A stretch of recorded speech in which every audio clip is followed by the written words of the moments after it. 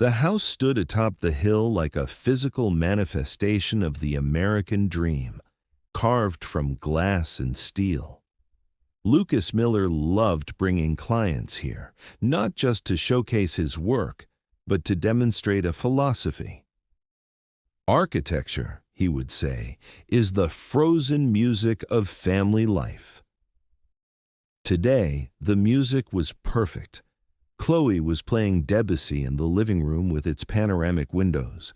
Amelia, in a Reformation dress, was passing around artisanal cheeses, and the autumn sun lit the polished concrete floor like a stage spotlight. "You've created more than a house, Lucas," said the potential client, a Wall Street attorney.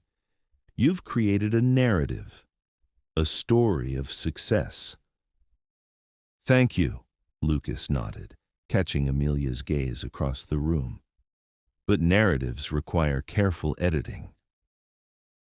Her smile was flawless, like a sterile stitch after plastic surgery, technically perfect, but devoid of warmth. Lucas looked away. He had learned not to hold that gaze for too long. That night, after the guests had left and Chloe had locked herself in her room to the soundtrack of Billie Eilish, Lucas went to his mother-in-law's study. The pretext was legitimate.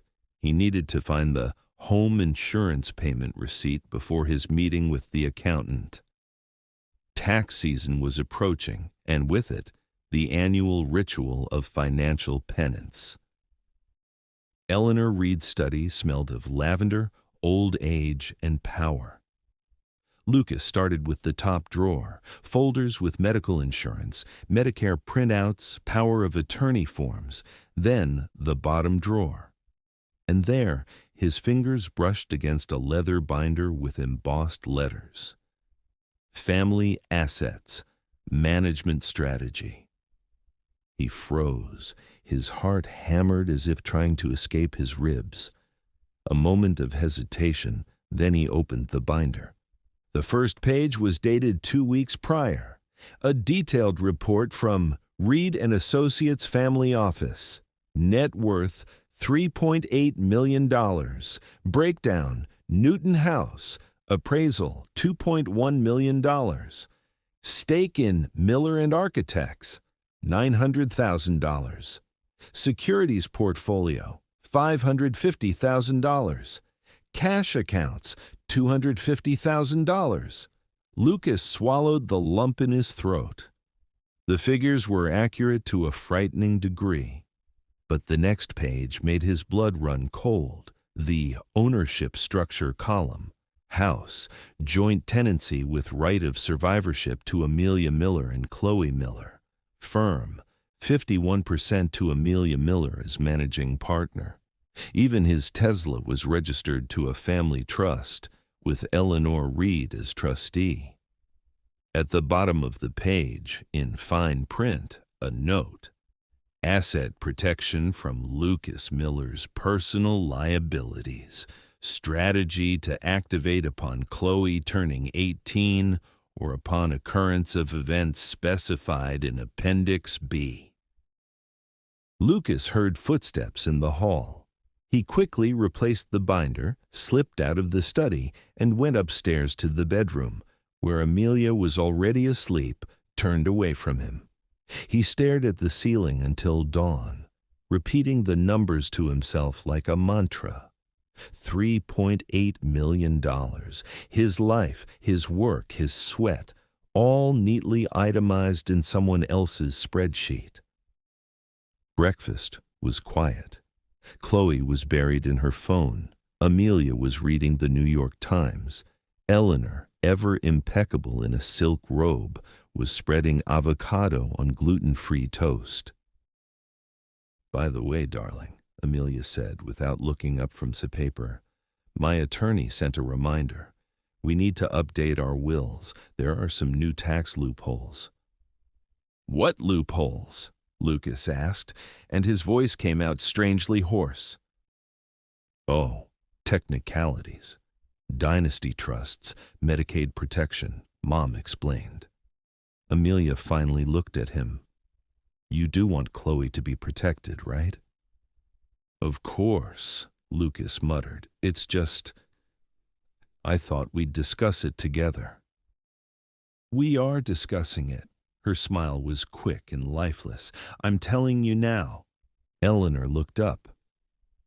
Lucas, family finances are like architecture. You need a solid foundation and a good engineer. Trust the professionals. That day at the office, Lucas couldn't focus. The blueprints for the Seaport District project blurred before his eyes. Instead of lines, he saw columns of numbers. Instead of specifications, the fine print of legal documents. He Googled spousal property rights in Massachusetts, irrevocable trusts, morality clauses in prenups. 3 days later, the envelope arrived. No return address, a Boston postmark.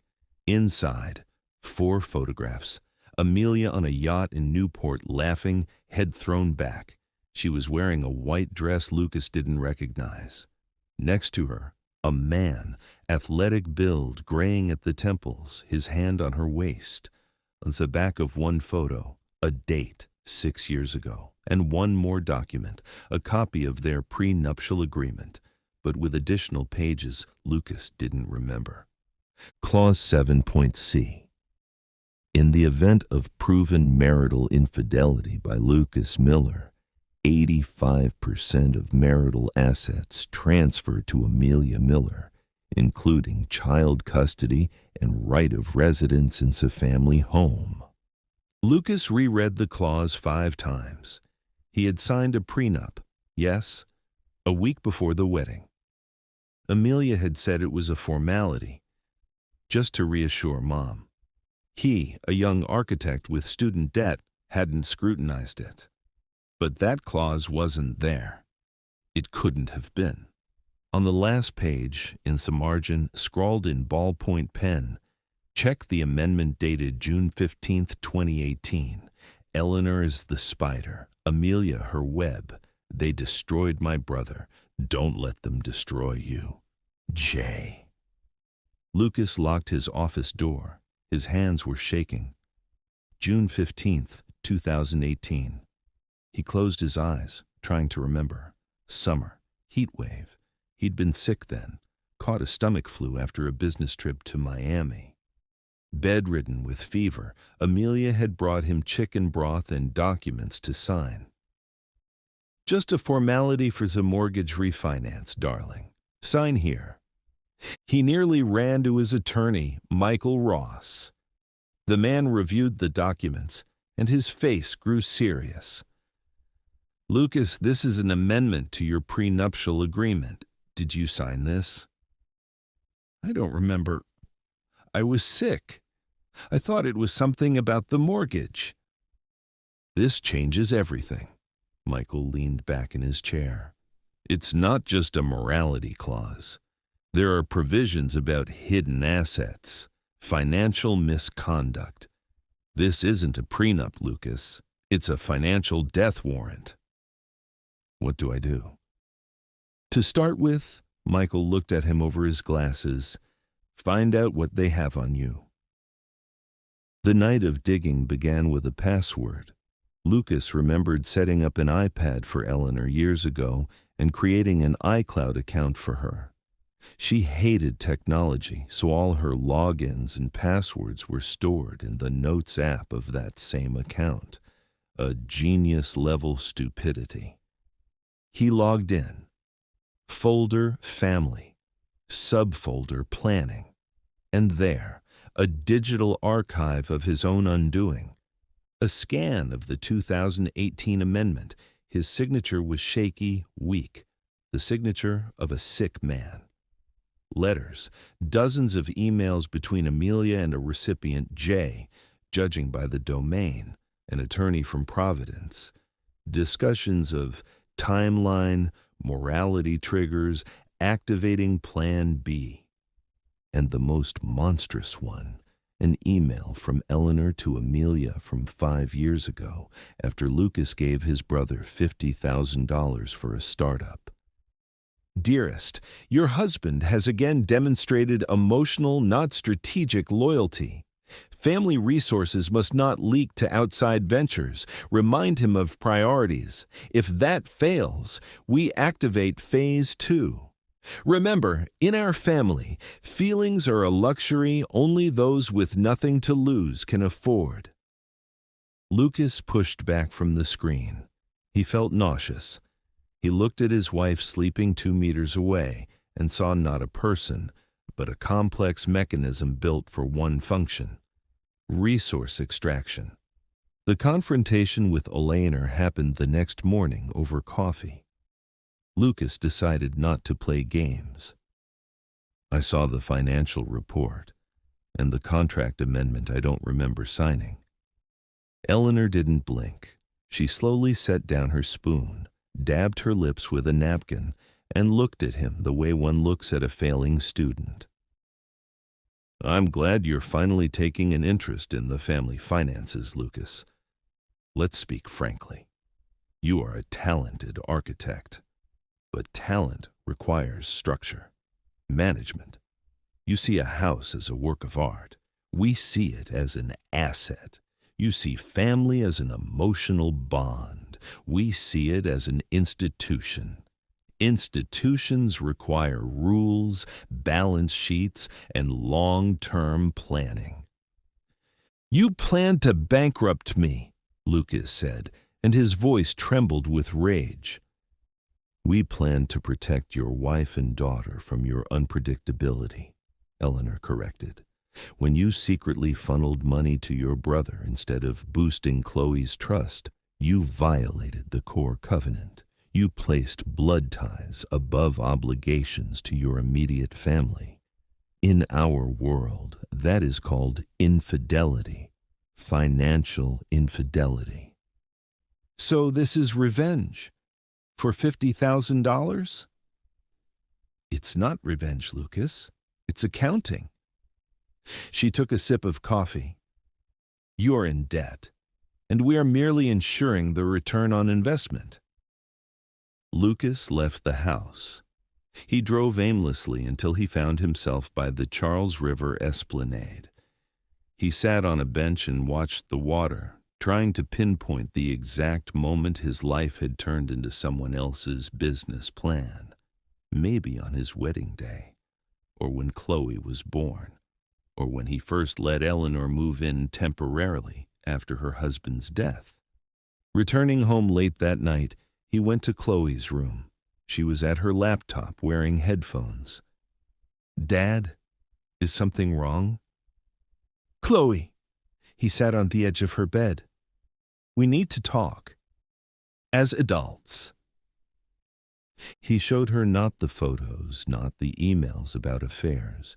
He showed her the numbers, statements, the ownership structure of the house where her name was listed next to her mother's, the trust provisions that were supposedly for her protection, but gave Eleanor veto power over any disbursements until she turned 25. Do you understand what this means? He asked. Chloe looked at the documents and her eyes filled with tears. Grandma said.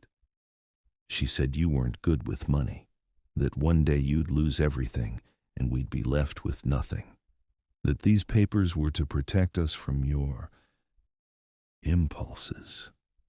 Did you believe it? I didn't know what to believe. She wiped her cheek. They always said it so confidently, like it was an axiom. 2 + 2 = 4, and Lucas can't handle finances. Lucas hugged her. I might be wrong about a lot of things, but I would never put numbers above you. Never. He staged the final act a week later, gathered everyone in the living room, the very space where the performance of the perfect family had once played out. A folder lay on the coffee table. The game is over, Lucas said without preamble. I know everything about the trusts, the amendments, the yacht in Newport, your plan B. Amelia jumped up. You were spying on me? That's outrageous. No, darling, It's called due diligence. You should understand. You have a business degree after all. Lucas turned on the voice recorder on his phone. The cold, precise voice of Eleanor filled the room. You see family as an emotional bond. We see it as an institution. Eleanor paled, but her voice remained steely. And what are you going to do, Lucas? Sue us. We have signed documents. We have witnesses who will attest to your emotional instability. You have nothing. Lucas smiled. For the first time in months, his smile was genuine and ruthless. You're right, Eleanor. I have nothing. He paused, watching the triumph flash in her eyes. But you have debt. A mountain of it. He opened the folder. The Newton house was refinanced 3 months ago, to the max. The funds were transferred to an irrevocable trust in Delaware, with my sister as the beneficiary. My stake in Miller and Associates was converted to non-voting Class B shares and placed in a trust managed by my brother. The Seaport District project belongs not to me, but to an S-corp where I'm a hired consultant. Your name's on the deeds? They are now attached to a $1.8 million mortgage, property taxes and maintenance fees. Congratulations, you've just inherited my liabilities. A tomb-like silence fell over the room. Amelia stared at him, her mouth slightly agape. You can't do that, she whispered. It's already done. You wanted structure? You've got it. Lucas stood up. The morality clause. I have recordings that confirm conspiracy to commit fraud. Let's see how that plays in court. He looked at Chloe, who stood pale-faced in the doorway. Are you coming with me? She nodded without hesitation. The epilogue came 6 months later. Lucas rented a loft in South Boston's industrial district. Concrete walls, high windows, the smell of coffee and raw timber. No glass, no steel, no performative luxury, just space and light. Chloe had transferred to a public school and applied to UMass Amherst for architecture. I want to build affordable housing, not monuments to vanity, she'd said once. One evening, they sat on a cheap IKEA sofa drinking hot chocolate. The first snow of the season was falling outside. Dad, Chloe asked quietly, staring into her mug, what is it supposed to be like? A family? Lucas was silent for a long time, watching the snowflakes melt against the warm glass. I think family is when you split a sandwich in half even if you're starving, he finally said. Not when you write instructions on how to take the whole sandwich for yourself if the other person sneezes the wrong way. She smiled. Sounds like a contract. No. Lucas put his arm around her shoulders. It's the opposite. It's opting out of a contract. It's mutual trust that doesn't require a notary's seal. His phone vibrated. A text from his brother. Modular housing prototype passed all tests. Investors are thrilled. When are you getting back to the drawing board? Lucas looked at the empty drafting table by the wall, at the clean sheet of paper pinned to it. He reached for a pencil. Now, he whispered to himself, starting right now. And he drew the first line, bold, decisive, pointing toward the future, a line that belonged to him alone.